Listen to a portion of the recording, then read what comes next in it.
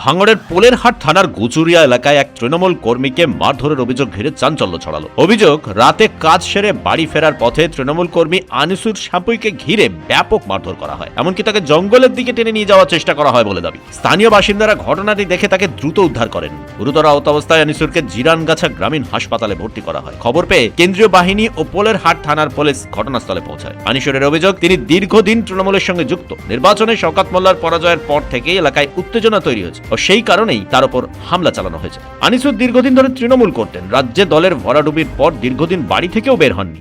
আমি পাকা বলতে বাড়ি ফিরছিলাম, এক জায়গায় গাড়ি চালা বলে গাড়ি দেখতে গেছিলাম। পাকা বলতে বাড়ি ছিলাম, পঞ্চায়েতের সামনে ওরা গাড়ি আমার সামনে হাত বের করে বার করে। ওই আমাদের গ্রামের যারা আইসেফ করতো, চারটে ছেলে, তার ভিতরে চারজনা মারধর করেছে। তার ভিতরে দুজনা ফার্স্ট গাড়িটা বার করে, মানে হাত দিয়ে বের করে ধরলে।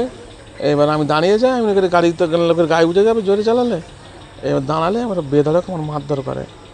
আপনাকে কেন মারলো? আমরা টিএমসি পার্টি করতাম। টিএমসি পার্টি করার জন্য যদি কোনো জায়গায় দুর্নীতি বা কারো কাছে পয়সা যদি আমরা নিয়ে থাকি, তার 3 ডবল টাকাই অন ক্যামেরার সামনে বলতে আমরা ফেরত দেবো। বা কারো যদি একদম মেরেও থাকি, আমরা পার্টিটা একটা ভালোবাসা করতাম। এখন পার্টি চলে গেছে, আমরা আর পার্টি করি না, আমরা বসেই ছিলাম বাড়িতে। আর কোনো আমরা 1.5 মাস, এই প্রায় 2 মাস হতে যাচ্ছে আমরা বাড়িতে বাইরে বার হয়নি। আজকে অনেক দিন তো বাড়ি বসে রয়েছি, তো কাজকাম করে সব বাড়ি বউ বাচ্চা আছে।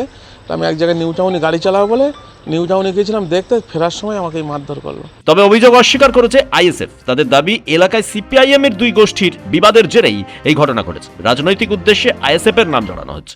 এটা যেটা হয়েছে গুচুরিয়া, আমাদের গুচুরিয়া বুথে হয়েছে। ওখানে অ্যাকচুয়ালি সিপিএম এর একটা কমিটি ওরা গঠন করতে করতে যারা টিএমসি এই কয়েকটা বছর যারা টিএমসিতে নেতৃত্ব দিয়েছে, তারা এখন কোন ঠাসা, তাদেরকে এক্ষুনি এলাকার মানুষ, পাড়ার মানুষ তাদেরকে এক্ষুনি অন্য নজরে দেখছে। এটা আপনারা প্রত্যেকেই জানেন, সারা বাংলা জুড়ে, শুধু গুচুরিয়াতে নয়। তো সেই হিসাবে সিপিএম যখন ভাগ হয়ে গেল, দুটো ভাগ হয়ে গেল, কিছু লোক বলছে ওদেরকে নিয়ে ওরা সংগঠন তৈরি করবে, কিছু লোক বলছে না সিপিএমের আমরা পুরনো লোক থাকবো। তার মধ্যে সিপিএমের একটা টিম এই তৃণমূলের দীর্ঘদিনের, এই যে আপনারা জানেন ওই রানা এলাকার ছিল, ও তৃণমূলই করতো, বা রানা ওখানকার বুথের যে সদস্য তার সঙ্গে দীর্ঘদিন করে আসে। তাই সে মানুষের সঙ্গে যখন পলিটিক্সে আছে, একটা মানুষের সাথে ভালো হলে আরেকটা মানুষের সাথে এমনি খারাপ হতে পারে। সেই হিসাবে কিছু মানুষ ওর ওপর উত্তেজিত ছিল। ওর সঙ্গে আমি ডিরেক্টলি এখানে কথা বললাম, বা ওখানে যেটা হয়েছে, ওখানে সিপিএমের দুটো গ্রুপের সঙ্গে ঝামেলা হয়, বচসা হয় হতে। এটা লাস্ট 2.5 থেকে 3 ঘন্টা ধরে চলতে স্থানীয় কিছু ছেলেরা যারা ওর সঙ্গে এরকম দুর্ব্যবহার করে, পরে ও ছুটতে যেতে গিয়ে ও পড়ে যায়, এতটুকু আছে মেডিকেলে, সেটা ও নিজেও বলেছে, বা আমি রানার সঙ্গে কথা বলেছি। তো রানা ডিরেক্টলি ও নিজে যাদের নাম নিচ্ছে তারা আইএসএফের কোনো রকম কমিটির সাথে যুক্ত নেই, বা আইএসএফের কেউই নয়। তারা এই 4 তারিখ যে গেল আমাদের মে মাসে, 4 তারিখের পরের আইএসএফ যদি হয়ে থাকে, আমি না, আইএসএফের সঙ্গে এর সঙ্গে কোনো যোগ নেই। ঘটনায় পোলেরহাট থানায় লিখিত অভিযোগ দায়ের হয়েছে। পুলিশ তদন্ত শুরু করেছে। ব্যুরো রিপোর্ট, পূবের কলম ডিজিটাল।